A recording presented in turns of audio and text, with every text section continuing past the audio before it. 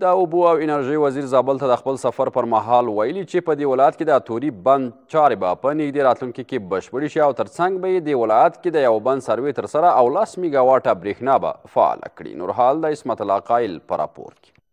د اوبو او انرژي وزیر نن زابل ته د خپل سفر پر مهال د دې ولایت د چارواکو سره د کتنې ترڅنګ د توري د جوړېدونکي بند څخه لیدنه وکړل او زیاته کړه چې چارې یې 99% بشپړې سوې او په نږدې راتلونکي کې به ګټې اخیستنې ته وسپارل سي. د اوبو او انرژي وزیر زیاتوي په پلان کې لري چې په دې ولایت کې د خرني په نامه د یو بند لومړنۍ سروې وسي او ترڅنګ به 10 میګا واټه برېښنا هم فعاله کړي. بند ان شاء الله تکمیل ده، ډیر کم کار پاته ده، صرف هغه د پاور هاوس د برق کوم کار چې دا هغه پاته د نور خو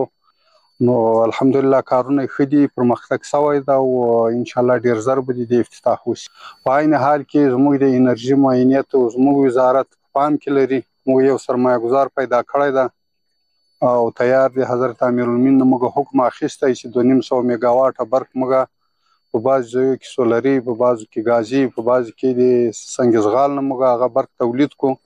په هغه کې موږ زابل ولایت سهم ورکړی ده. پر همدې مهال د زابل د ترنک جلدک سیندیزي حوزې رئیس وایي ورسره ژمنې سوې تر څو په دې ولایت کې د اوبو د مهارولو او برېښنا د تولید په برخه کې همکاري وسي. زابل ولایت ته د ښاغلي الحاج ملا عبداللطیف منصور صاحب راتګ ډیر مفید و چې په هغه کې یو د خرني بند یادونه وشوه، د ولایت مقام په غوښتنه باندې او د موږ په هلو ځلو باندې وزیر صاحب وعده راکړه چې انشاءالله موږ به دغه ابتدایي سروې او تخنیکي سروې لپاره به ټیمونه راوستو او موږ به هم عملا غجې ته ولاړ شو او سروې به وکړو، نږدې به ساحه وګورو. هغه بند د زابل ولایت په نفع باندې ده، بلکې کندهار او غزني او روزګان ولایت ته هم نه رسیږي، البته د انرژي په برخه کې. د یادونې وړ ده چې د دې ولایت په مرکز او ولسوالیو کې د اوبو د مهارولو او سطحې لوړولو لپاره یو شمېر واړه بندونه جوړ شوي.